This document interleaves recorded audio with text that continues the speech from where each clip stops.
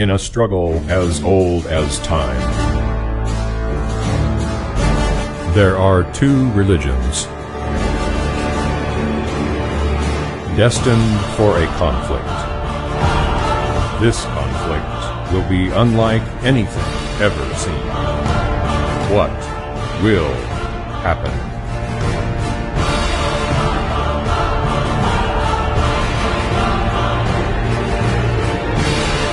Discover the Bible Prophecy.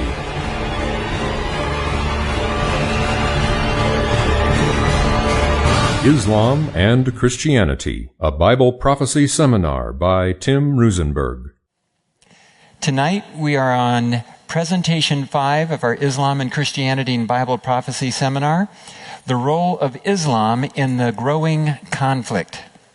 We're going to get right in to Daniel 11 verses 40 to 43, where it describes the third and final conflict between Islam and Christianity.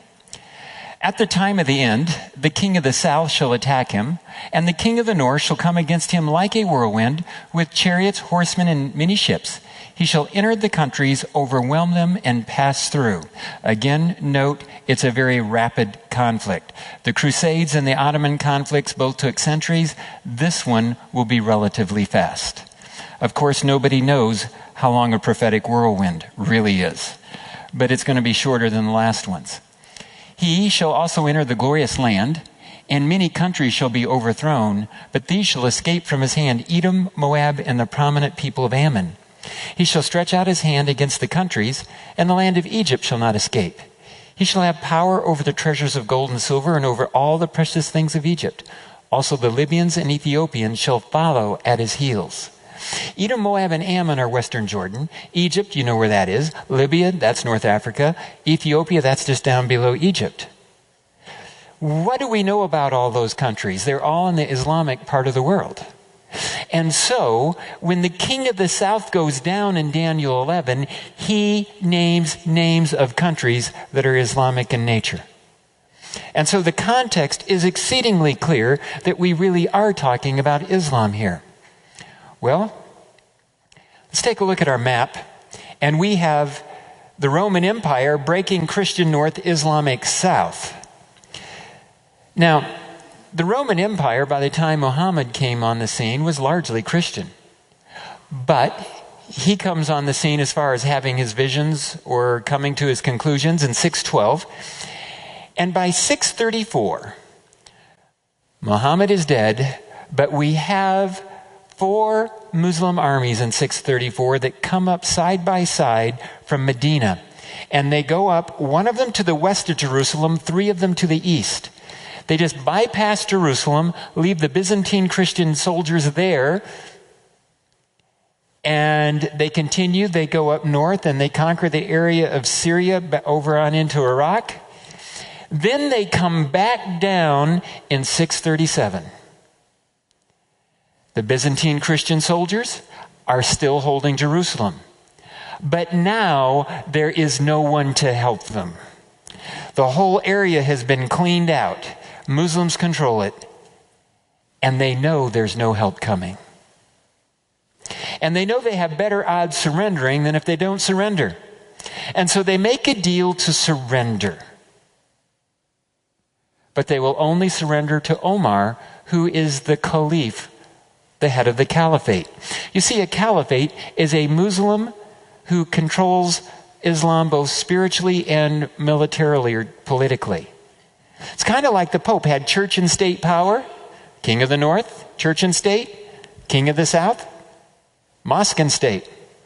And you have the religious, geopolitical tied together. And remember, that's exactly what Daniel 11 is doing, is tying them together. So this fits very well. So as these guys are agreeing to surrender, they will only agree to surrender to Omar. But there's a general there, Khalid, who says, they don't know Omar, and I look a little like him. Let me pretend to be Omar, and we can get this over faster. And so they pretend that he's Omar, but somebody on the walls inside realizes it's a trick, and they say, no, only to Omar. And so Omar has to come up from Medina. Now get this. The armies came from which direction originally? The south. They went up north. Now they came back to conquer Jerusalem from the north. But the king of the south comes from Medina, which is directly to the south. And Jerusalem falls. So because of the little twist on the walls, and they caught that it was a counterfeit, it falls to the king of the south from the south. And God's word holds all the way through. It's amazing when I find the details of this stuff. I didn't used to know that kind of thing. But I keep learning new stuff as we travel along in my studies on Daniel 11. Now, if you take a look at the screen again, you see that area in red. That's the area that Muslims claim to be majority Muslim countries. Not every country there would agree on it. I know I've been in Nigeria, and they would not agree that it's majority Muslim. But you see the area in yellow. That is the area that was Christian world. And then you see Turkey. It's striped. It's politically aligned with NATO, the Christian nations. It's politically aligned with NATO. It's spiritually aligned with Islam. It's kind of schizophrenic between the geopolitical and the spiritual. Makes for some interesting situations over the last several years. But after 14 centuries of conflict between Islam and Christianity, Islam is still predominantly south, Christianity is still predominantly north. And Daniel continues to be accurate. There's a man by the name of Charles Malek. Back in the 1970s, for 1 year, late 70s, he was president of the United Nations General Assembly. He was an ambassador from Lebanon to the United States, and he was a guest lecturer at Harvard. He was born an Orthodox Christian. Here's what he says. The only hope for the Western world lies in an alliance between the Roman Catholic Church, which is the most commonly influential, controlling, unifying element in Europe, and the Eastern Orthodox Church. Rome must unite with Eastern Orthodoxy because the Eastern Orthodox Church controls the Western Middle East. And if they don't solidify that control, Islam will march across Europe. Islam is political. The only hope for the Western world lies then in a united Europe under the control of the Pope. He's an Orthodox Christian, and he throws the Orthodox Church under the bus on this one. Why? Because back during the Ottoman Empire, when the Turks were on the loose, Rome let the Orthodox Church take a pounding because they were having a feud. Then, once Constantinople falls and the Turks keep coming, now they have to put together their own defenses, and that was the Holy League. This time around, he says, let's unite earlier, and he sees that the world should unite under the Pope. He's not done. Take a look at the rest of it. And then all Protestant Christians around the globe must come into submission to the Pope, so we will have a unified Christian world. And what is the reason he thinks Protestants, Orthodox, and all the rest should come under the power of the Pope? Because Islam is on the march. It's geopolitical and religious. Same thing Daniel 11's indicating. Only he was just taking a look at it in history as it was developing in the 1970s. Now I want you to notice some similarities between the king of the north and the king of the south. If you were to be dropped off at one of the poles and not told which, you'd just know you were in a really cold place, right? We have a North Pole and a South Pole. They're polar opposites, but they're both white and they're both cold. So the king of the north and the king of the south don't have to be really that much different. They could be a lot alike and still be opposites. Well, the Bible tells us that there's going to be persecution, right? And there has been. Well, the king of the north, and in the Inquisition, the Crusades, stuff like that, papal-led Christianity, let's see, they killed Muslims, Jews, and Christians who differed with them.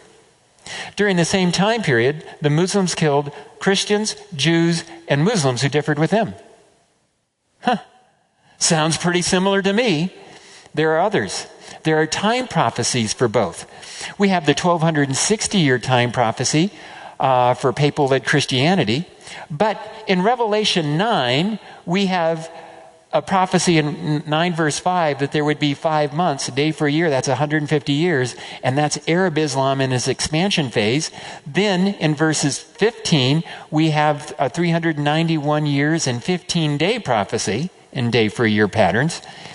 A guy by the name of Josiah Litch, back in 1839 predicted that the Ottoman Empire would fall in 1840. Early 1840 said that would actually be on August 11, 1840. And on August 11, 1840, in events that happened in Turkey, Lebanon, and Egypt, the Ottoman Empire became a protectorate of the European empires.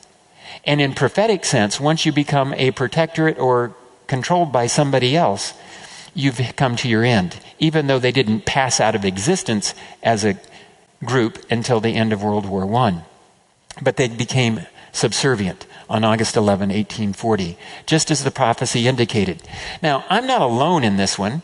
What we're looking at is the fifth and sixth trumpet and the three woes in Revelation 9. In the back of my book, there's a chart that from 1100 through the 1930s, over 80 different commentators that talk about these three woes as Islam and Christianity in conflict. The Crusades, the Ottomans. And so this is not new to me. And there's a lot of historical understanding behind that. One woe is past, it says in Revelation 9 here. Behold, still two more woes are coming after these things. Let's try your math out. One woe plus two woes equals three woes. And in Daniel 11, how many conflicts are there? Three. Three conflicts between North and South, Islam and Christianity. Three woes, Islam and Christianity in Revelation. The Bible is consistent. Now the Arab phase, for the first 150 years, this area in red is the area that they conquered. And then they moved the Caliphate capital from Mecca and Medina up over to Baghdad, and then they began the decline. And that's when the Crusades hit. Then we have the Ottoman phase. And in the Ottoman phase, they push up, the Turks convert to Islam, push up, take Constantinople, and go up into Europe. And there's a very interesting prophecy in Daniel 11, verse 29 and 30. It says, the king of the north will return and go towards the south, but it would not be like the former or the latter because of ships from Kittim or Cyprus. It's a description of the Battle of Lepanto. And it's the Venetian-Ottoman War. And what happens is the Turks send a fleet out of around 200 ships, and they go over the Cyprus, and they drop off 15,000 soldiers. And then they head west, because the Holy League has put together a fleet of around 300 ships. And so you have 500 ships sailing towards each other.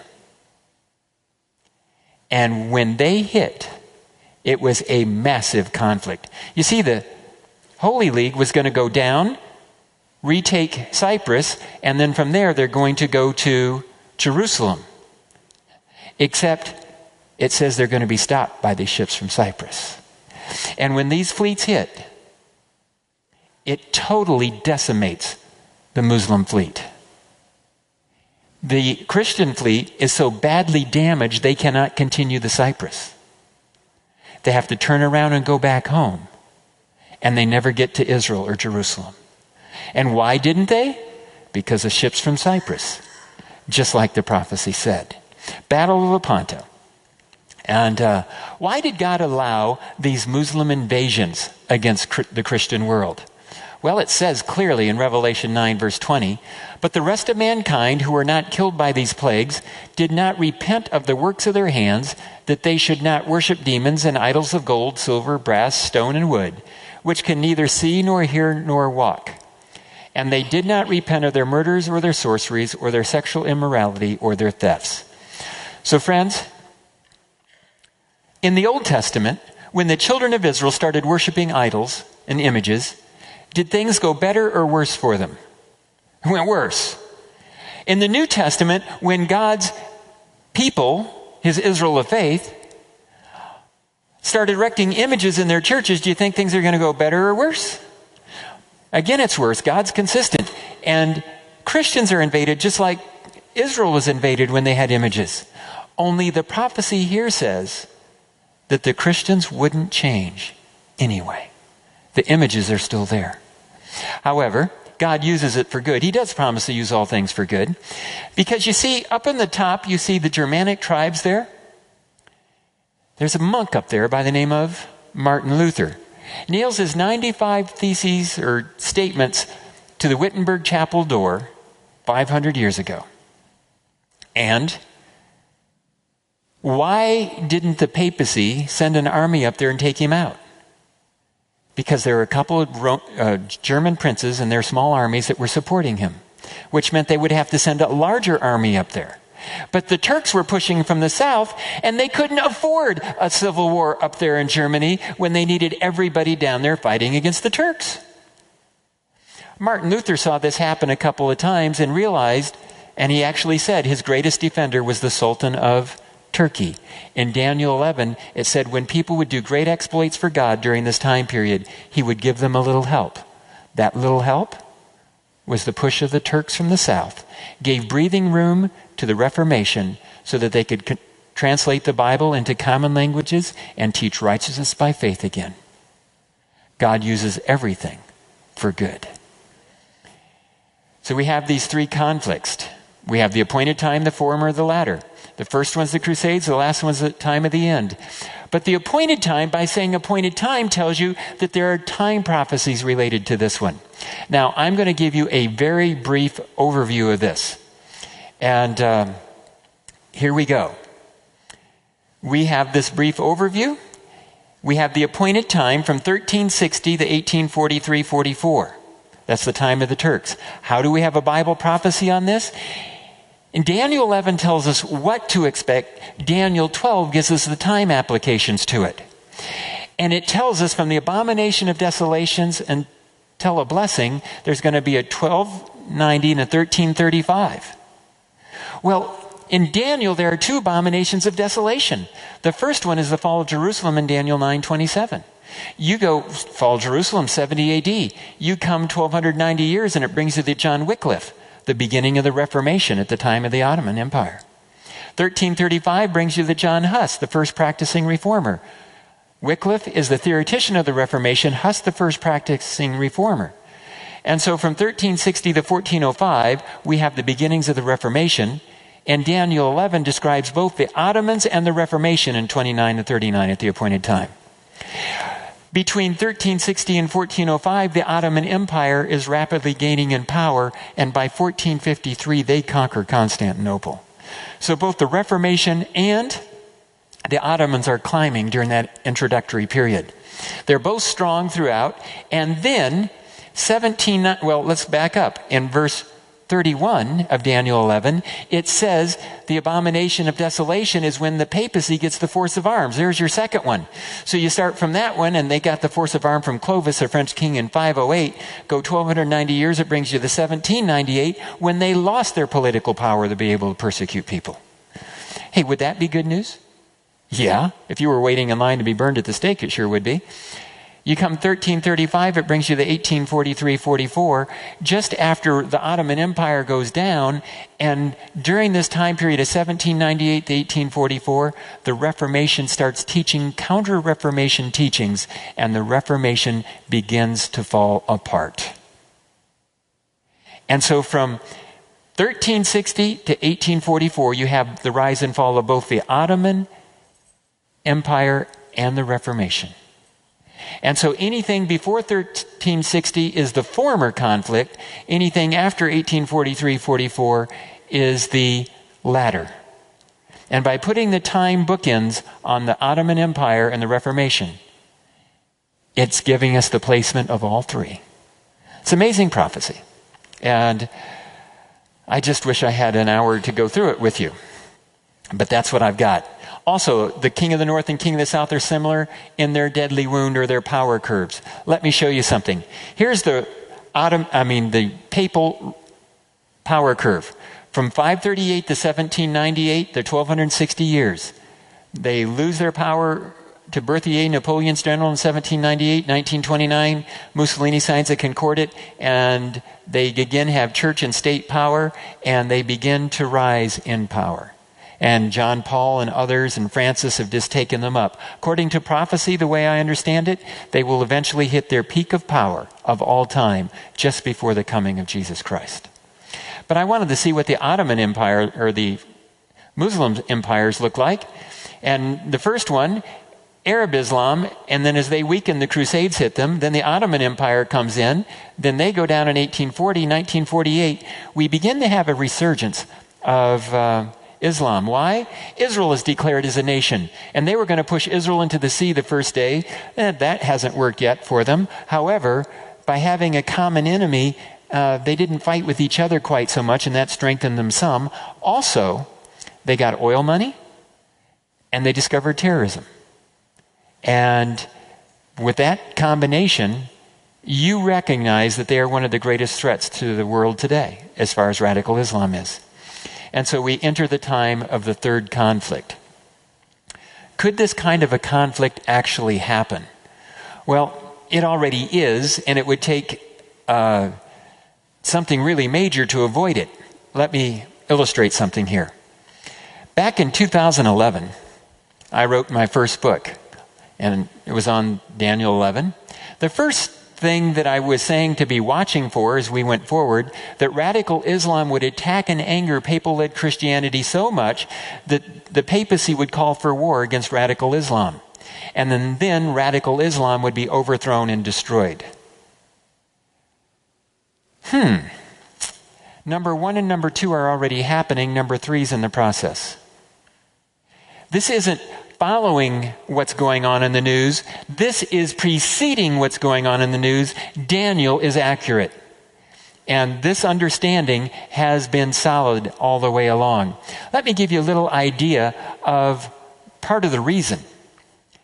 If you understand what's going on in the Muslim world today, we have Sunni Muslims. Not all Muslims are the same, just like all Christians aren't the same. We have lots of different groups of Christians, right? Same kind of idea here. But the Sunnis, Al-Shabaab, Al-Qaeda, ISIS, lots of different groups, Boko Haram, are Sunni. And here's what they are believing about their end-time views. And that is that there will be a war in Syria, except there already is one, right? And they're very involved in it. And in this war in Syria, they believe they will almost be wiped out. God will help them come back. And then, when they come back, Jesus will join with them. He will help Christians convert and become Muslim.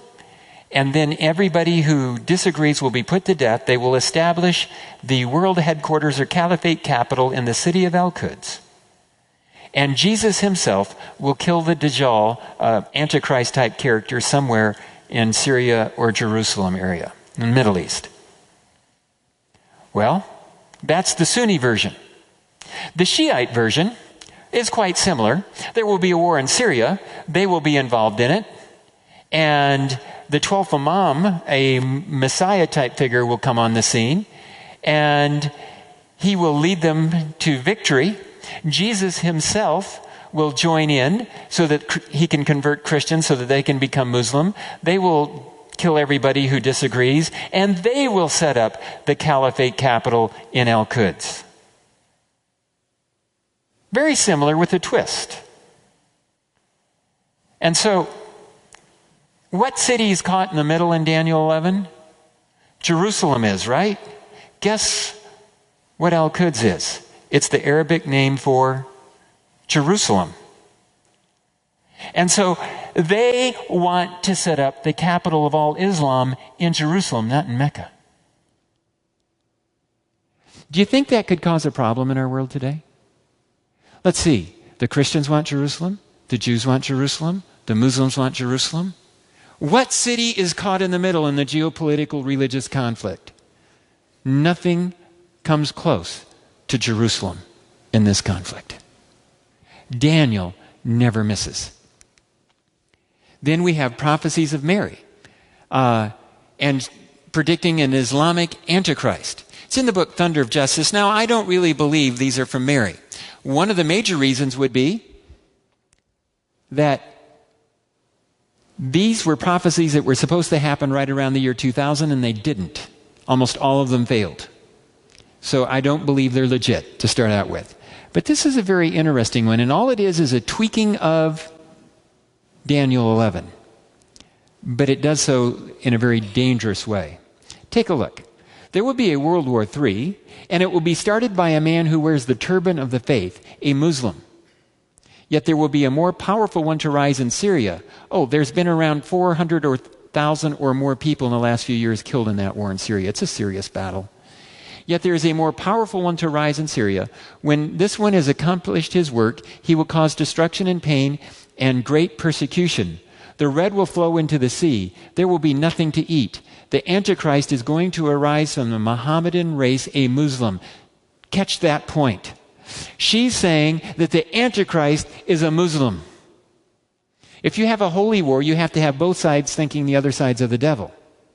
The radical Muslims are already thinking the Christians are the devil. Now you have Mary saying, oops, hey, the Antichrist is a Muslim, so both sides have permission to act like the devil to kill each other when you get to that idea. Remember, don't join either side. Continues.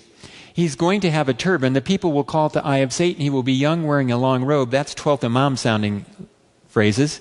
He will be very intelligent and well equipped for nuclear war. Worse than Hitler, connected with communists, fire rockets at us, and some will hit New York City. So, there are aspects of this one that have come true, but like I said, it's just a twist on Daniel 11, and, well, Daniel 11 has been there a long time. God put it there to start with. However, in today's world, many evangelicals and talk show hosts are actually saying that the Antichrist is a Muslim. Protestants used to say it was papal-led Christianity. Yes, they really did say that in the past. But now, Wally Chubat, Glenn Beck, Joel Richardson, Joel Roosenberg, Tim LaHaye, and others have all said in one way or another that Islam would be the Antichrist, or a Muslim would be the Antichrist. So we have in Daniel 11:40-43 in this final conflict that we have Islam divided three ways. Let's take a look at them. First, Edom, Moab, and Ammon escaped. That's western Jordan, as I mentioned before. Second, we have Egypt and many countries overthrown. So there's going to be a large group of Muslim nations that are overthrown in this third conflict, relatively large, Egypt and many countries. And number three, Libya and Ethiopia follow after the king of the north. And in the parallel statement in Revelation chapter 13, it says, and all the world marveled and followed the beast. Hey, if that's true, there can't be radical Islam anymore, can there? Because they're definitely not following. So we have this three-way split. We're going to focus on number 2 and number 3. We're going to finish with part 1, the part that escapes, because it's the good news. Now, if we take a look at the maps again, we see the ancient borders. Libya took in North Africa. Egypt's up there in the northeast corner of Africa. And Ethiopia is taking that whole section below Egypt. And so, remember, everything is both geopolitical and spiritual. So it says Egypt and many countries will be overthrown. Well, Egypt is the birthplace of modern radical Islam. In the 1920s, the Muslim Brotherhood came from there. All right? So Egypt, geopolitically, I believe it will radicalize and be overthrown. Some people say maybe that's already fulfilled when the Muslim Brotherhood fell. I'm not so sure about that. It might be, but I think there's probably more coming. So we have Egypt and many countries going down, but spiritually, the religious aspect of it is radical Islam all over the world goes down. Moderate Islam, Libya and Ethiopia, these are places that have been trying to get rid of, they're having trouble with radical Islam, but they're trying to get rid of it. These are countries that would logically follow the king of the north in a full-scale holy war. And when I go to mosque, and I do quite often when I start a seminar in some city, I'll drop in on the mosque and invite people from the mosque to come to my seminar. And what I find is in almost all mosques, most of the people there hate radical Islam. And if you notice, the U.S. forces that have been helping in the attack on Mosul, they haven't been leading the attack so much as they've been training.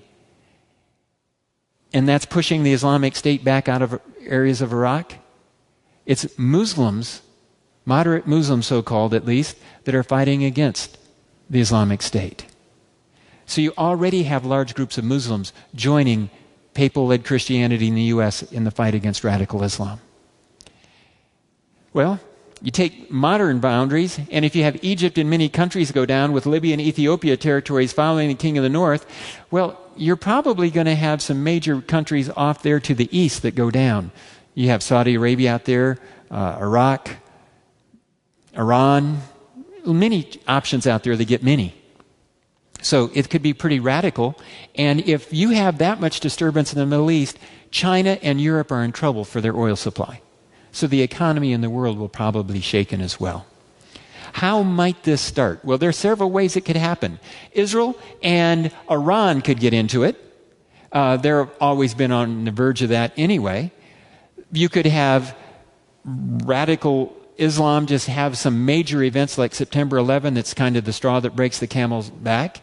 You could have a whole variety of ways, but the way that's done the most damage in recent years and really got things moving was when the Caliphate was declared by the Islamic State.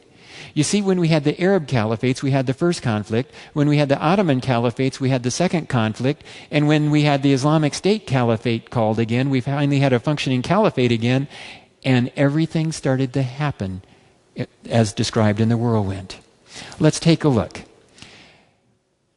The Caliphate was declared right at the end of June, and the report came out on it July 1.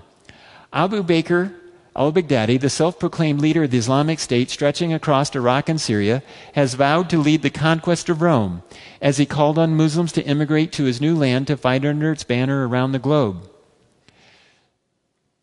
I do want you to notice something there. What was it he was going to have a conquest of? Rome. Do you know what the name of their terror magazine is today? Romalia, their name for Rome. And so when the Caliphate is declared, they take direct aim at Rome, and Daniel says the king of the south will push against the king of the north. In the next 5.5 weeks, the king of the south, or the Islamic State, pushes across Iraq and Syria, conquering huge territories, killing Christians, Yazidis, and Muslims. Actually, more Muslims than anything else. And the Pope had it, and he came out with this statement. Pope Francis appealed to world leaders on Thursday to help end the crisis in northern Iraq after a sweeping advance by radical Islamic State militants forced thousands of residents of Iraq's biggest Christian town to flee their homes.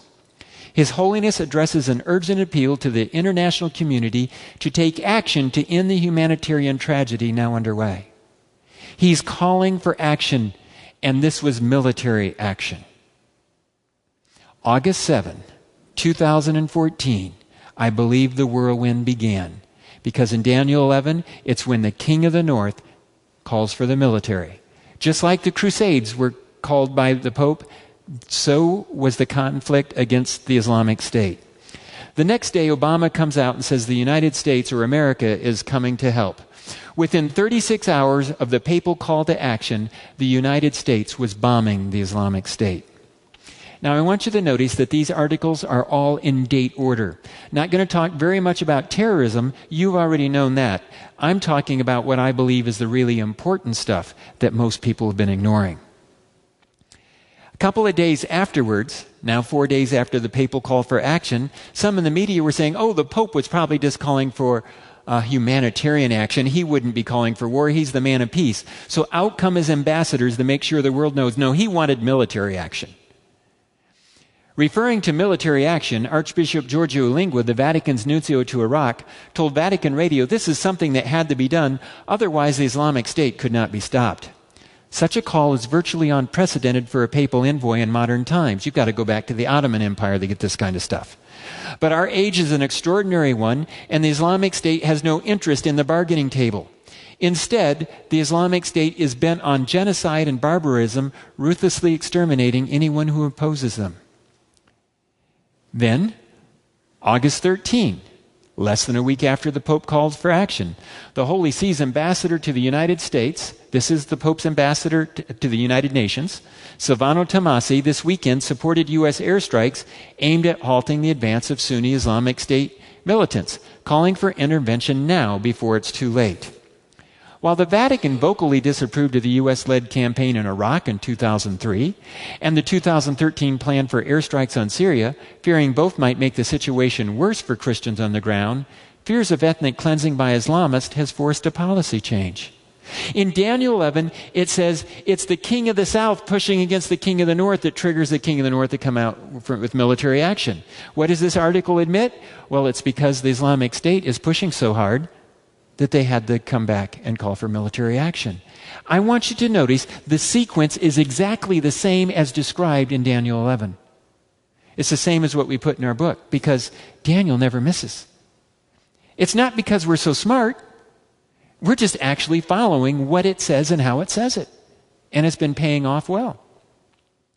Then the Islamic State began the film productions of people having their heads cut off and other atrocities and post them on YouTube for the world to watch because they're trying to get the world mad to come against them and fight. Former Israeli President Shimon Peres asked Pope Francis to head a parallel United Nations called the United Religions to counter religious extremism in the world today. The world was really frustrated with the Islamic State in the fall of 2014. Look what he says. So given that the United Nations has run its course, what we need is an organization of united religions, Mr. Perez said, as the best way to counteract these terrorists who kill in the name of their faith. What we need is an unquestionable moral authority who says out loud, no, God doesn't want this and doesn't allow it, he added. The world wants to make the Pope the one that says you don't kill in the name of your religion. At the Crusades and the Inquisition, they were responsible for the death of millions of people who differed with them. And you want to put them as the one that says don't kill in the name of your religion? That's asking the fox to guard the henhouse. But they'd be more than willing to guard it. The Islamic State then comes out and calls for an attack on the papacy. What has been declared by the self-declared Islamic State is clear. They want to kill the Pope. The threats against the Pope are credible. What is the name of their terror magazine? I mentioned it a bit ago, Romolia. Not necessarily going to recommend you read that magazine. It's an English language magazine, but if you do, you could find yourself on a watch list. Just a heads up. I occasionally watch it. I figure I'm already on the watch list. I've had FBI, Homeland Security, military intelligence, and State Department people attend my seminars and talk to me, so I've got a feeling they might know something about me. I was going through the Boise airport, and there was a guy that said, oh, you guys have videos. Is the TSA guy. And I said, yeah, have you watched them on our website? He says, no, I've been in your luggage. And he knew who I was. So anyway, it gets interesting. It went on to say the Pope had made himself a target by speaking out against the human rights abuses committed against Christians in Syria and Iraq, as well as by his approval of attempts by the U.S. to try and roll back ISIL, the Islamic State. And so, the Islamic State wants to assassinate the Pope. In their terror magazine, they have pictures of Rome with the Vatican with the black flag flying over it. It's pretty clear there is an assault intended against the Pope. If the Pope was ever assassinated, we would be in holy war so fast it would set your head spinning. Because the media really likes the Pope. And it would just tip everything over the edge, I believe. Jihadi John said to Obama, the dog of Rome, today we are slaughtering the soldiers of Bashar, and tomorrow we'll be slaughtering your soldiers, and with Allah's permission, we will break this final and last crusade, and the Islamic State will soon, like your puppet David Cameron said, begin to slaughter your people on your streets. He calls the U.S. the dog of Rome. The Pope says bite, and within 36 hours the United States is biting with bombs and missiles. So yeah, the United States is the enforcer, just like we saw in Revelation chapter 13. If you are waiting for prophecy to be fulfilled before you wake up, folks, you've slept too long. It's already happening. It's time to be awake, preparing to meet Jesus Christ. Pope Francis said that equating Islam with violence was wrong and called on Muslim leaders to issue a global condemnation of terrorism to help dispel the stereotype.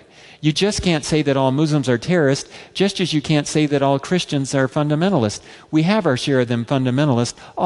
All religions have these little groups. Oh, so he's called for the destruction, military action against the Muslim fundamentalist. But he's saying, we have our own fundamentalists. We all have these problem groups. What's a fundamentalist, Christian fundamentalist? One who goes by what the Bible says. What's a Muslim fundamentalist? One who goes by what the Quran says. Do you know what the papacy called Christian fundamentalists back during the Inquisition? Simple word, heretics, and they burned them at the stake. And he just said, there are some Christian fundamentalists. We all have these problem groups. He's already going after the Muslim fundamentalist. According to the prophecy, after taking out Islam fundamentalist, he goes after Christians that are following the Bible. And you can see it coming if you know the prophecy, and if you're not paying attention to the prophecy, you're going to be sound asleep. This is why you need to make sure your friends are watching this stuff. Then in Paris, you might remember the Charlie Hebdo incident, when a magazine printed some cartoons about Muhammad, and a couple of ISIS guys show up and they end up killing part of the staff of the Charlie Hebdo magazine, and then there's a shootout in a Jewish deli and 17 people die. Remember that one? Within 48 hours of the end of that episode, a historic crowd of more than 1 million people, including more than 40 world leaders, jammed the streets on Sunday, that's of Paris. Leaders often at odds, such as Ukrainian President and Russian Foreign Minister, Israeli Netanyahu and Palestinian Mahmoud Abbas. Notice when the media gets into something, people who are arguing with each other suddenly come on the same page. It can happen quickly. It can leave your head spinning. They were there demonstrating against terrorism and what happened there. So most of you have heard of what happened to 17 people in Paris, the Charlie Hebdo incident. However, very few people are aware of the other terrorist attack that happened at that time, where over 2,000 people were killed. Isn't that amazing? We all heard about the 17, but we missed the 2,000. Here's the story. Came up in the BBC. Nigeria says the number of people who lost their lives in an assault by Boko Haram militants on the town of Baga last week was no more than 150. The Defense Ministry said the figure included many of the terrorists who had attacked the town in Borno State and faced resistance by troops. Local officials earlier estimated the number of deaths as many as 2,000. Nigeria has often been accused of underestimating casualty figures to downplay the threat of Boko Haram. By the time dust settled, the number 2,000 plus was probably the accurate number. Why didn't you know about it? Number one, there were no pictures. There was no video. Number two, they're just African Christians. And that gets overlooked all the time because the media doesn't care. Charlie Hebdo, on the other hand, those were secular media guys, and the media cares about them. The media is exceedingly slanted in our world today. And because of that attack, the president of Nigeria ran out of luck and was voted out of office. His name? Good Luck Jonathan. And now they have a new president. 21 Coptic Christians were beheaded by ISIS on the beaches of Libya. As soon as they were done, one of the leaders points a bloody finger straight north and says, "We're coming after the nation of the cross," just 100 and some miles away from Italy. The next day, Franklin Graham tweets this: "Where is the universal condemnation by Muslim leaders around the world? We'd better take this warning seriously, as these acts of terror will only spread throughout Europe and the United States. The storm is coming." But according to the Bible, the storm actually started August 7, 2014, the whirlwind. And things are just rapidly happening. In an unusually blunt endorsement of military action, the Vatican's top diplomat at the United Nations in Geneva has called for a coordinated international force to stop the so-called Islamic State in Syria and Iraq. He said the joint statement originated with Russia, which traditionally sees itself as a protector of Orthodox Christians in the Middle East. So in March of 2015, the Vatican's ambassador to the United Nations is still pushing for even more military action. And this time, notice it's a joint statement between Russia and the Vatican. And Putin, the leader of Russia, considers himself the protector of Orthodox Christianity. And so you have Orthodox Christianity and Putin swinging in with the Pope, papal-led Christianity in opposition to Islam. And the world was shocked a few months later when Russia sent troops and planes into Syria. But that was clearly stated way back in March, that was going to be happening. So if you're paying attention to prophecy, you don't have to have a lot of surprises. You can see it coming. You can ignore the things that aren't matching prophecy and focus on those things that are, and you can stay ahead of the game. This is an interesting article describing what a prophetic whirlwind could look like from the New York Post. By the way, all these things are the references and everything are in our book. I just don't have time to read the reference. They're on the slide, but if you want all the references, you can get a book from us. These are unprecedented developments, veering so far from the norm and happening so fast that consequences are piling up faster than they can be comprehended. Alliances built over decades are shattered in a relative flash, inviting aggression and endless conflict. The toxic brew of Islamic fanaticism and nuclear proliferation could ignite a world conflagration. Wow, that describes our whirlwind. And what about Pope Francis? Is he gaining or losing power during this time period? He's gaining, just like you would expect. Whenever Islam comes up in history, the Pope gains power. But shrewdly, methodically, and with a showman's flair, the soft-spoken 78-year-old Argentinian Jesuit priest named Pope Francis showed Thursday that he is running to become president of the planet. And they were ready to endorse him. And Revelation says, and all the world follows him in the system. Then we had the immigration crisis. I don't think this wave can stop, said Sonia Licht of the International Center for Democratic Transition. The global North must be prepared that the global South is on the move, the entire global South. This is not just a problem for Europe, but for the whole world. So we have the immigration crisis. Early 2015, the doors of Europe were wide open to the immigrants. By the end of 2015, oh man, they were trying to figure out how to put up fences and all kinds of things and send them back home. And if you haven't noticed the political turmoil in Europe ever since, because the anti-immigrations, anti-Islam parties have been gaining in power, and the other parties that have been in power for a long time periods have been losing power. It is a different world in Europe than it was in the summer of 2015. Then President Trump wins the election. Now, the article is called "Horror and Fear Strikes the Muslim World as Trump Wins After Months of Anti-Islamic Rhetoric." This is quoting from some moderate Muslims who said that Trump's win would be seen as a power play for terrorists across the globe. When the United States uses hard power, extremists gain a momentum, he said. Those who will be the happiest when Trump wins are ISIS. Oh. Why? Well, if they see the U.S. coming as a crusader nation, they can say, hey, everybody, look, we're about to be wiped out. It's time. Remember our viewpoint? We almost get wiped out in Syria, and then everybody's got to pile in, and then we'll win all over the world. This is a recruiting tool to get radicalized Muslims to step forward and put it all in at this time. And so what you have is likely to be a ramping up of even more radical Islamic terrorism. Then in his inauguration speech, President Trump said the following: "We will reinforce old alliances and form new ones, and unite the civilized world against radical Islamic terrorism, which we will eradicate completely from the face of the earth." Islam would push against the King of the North. The King of the North would come out and call for military action and get it, and then radical Islam will be destroyed. Can you not see those things happening in order as predicted? President Trump says he wants to move the embassy the American embassy to Israel, to Jerusalem. It's in Tel Aviv now.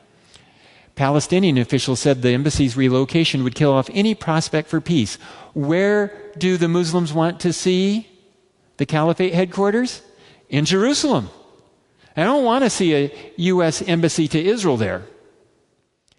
Netanyahu, the leader of Israel, said, I want to make it unequivocally clear the U.S. embassy should be here in Jerusalem.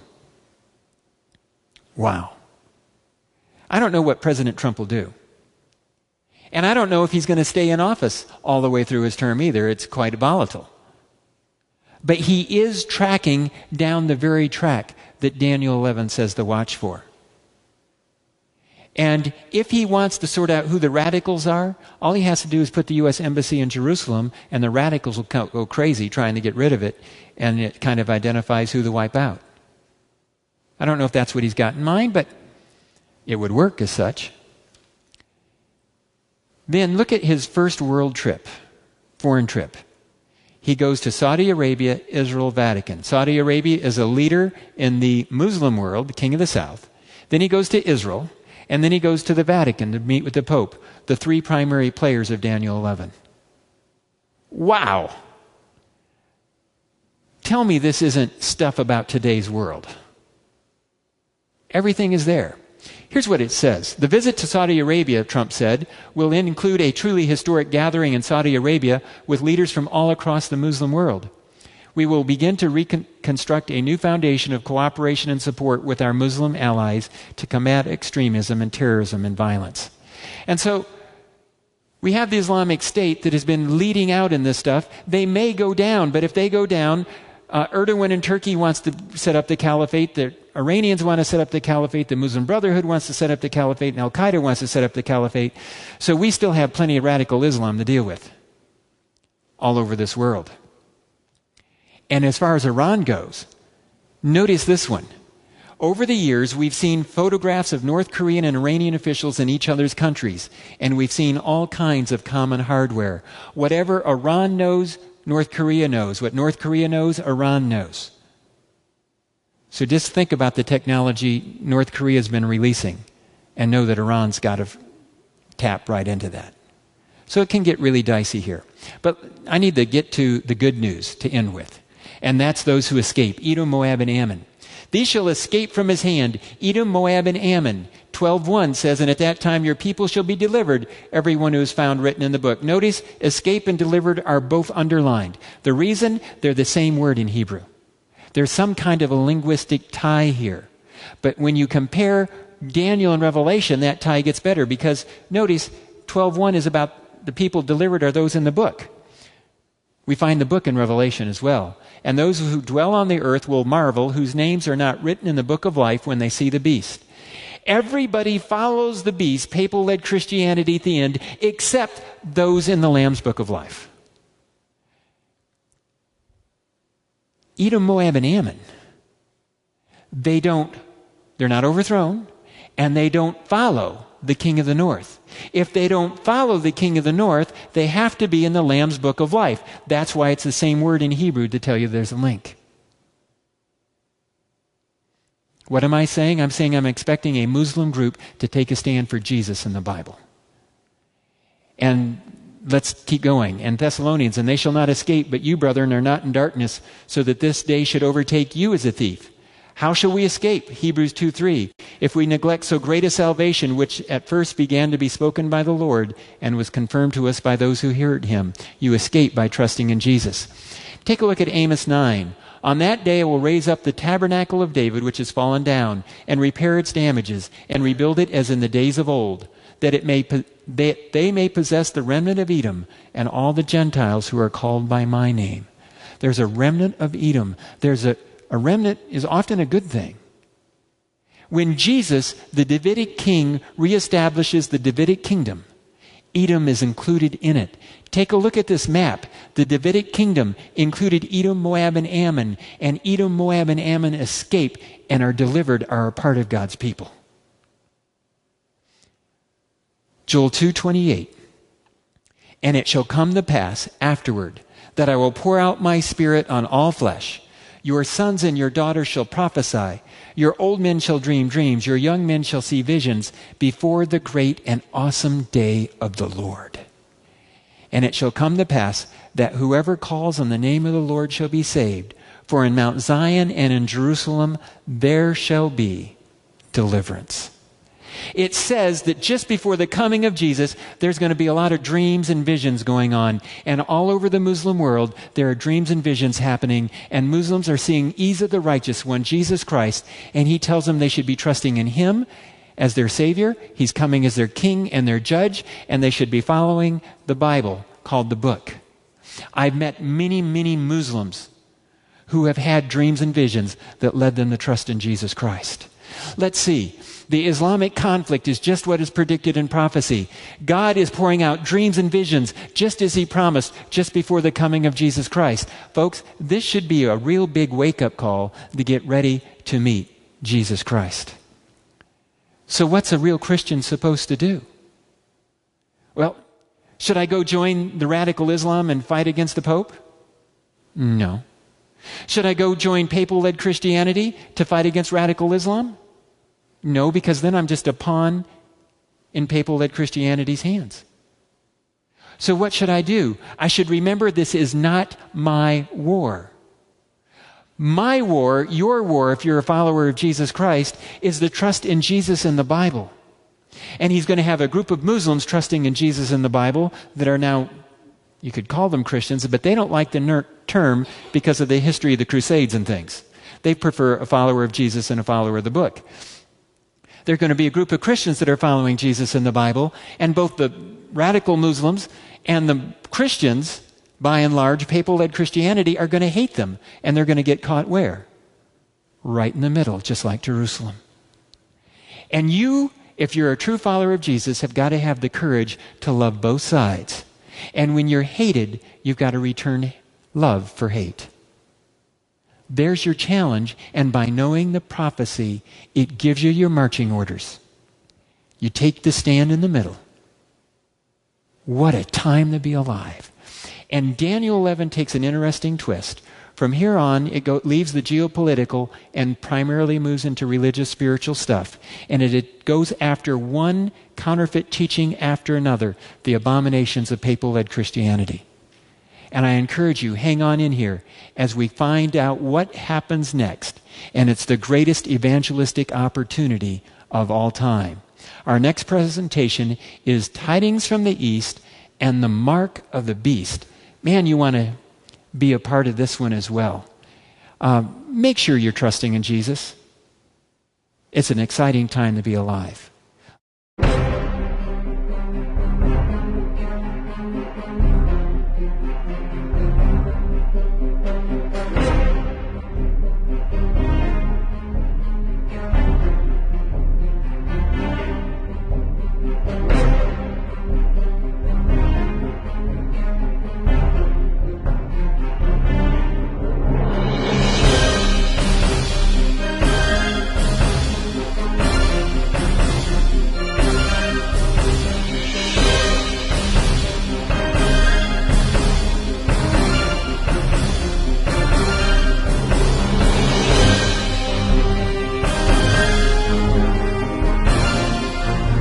This has been a production of Sealing Time Ministries. For more programs like this and other exciting topics and speakers, you can visit our website at www.sealingtime.com.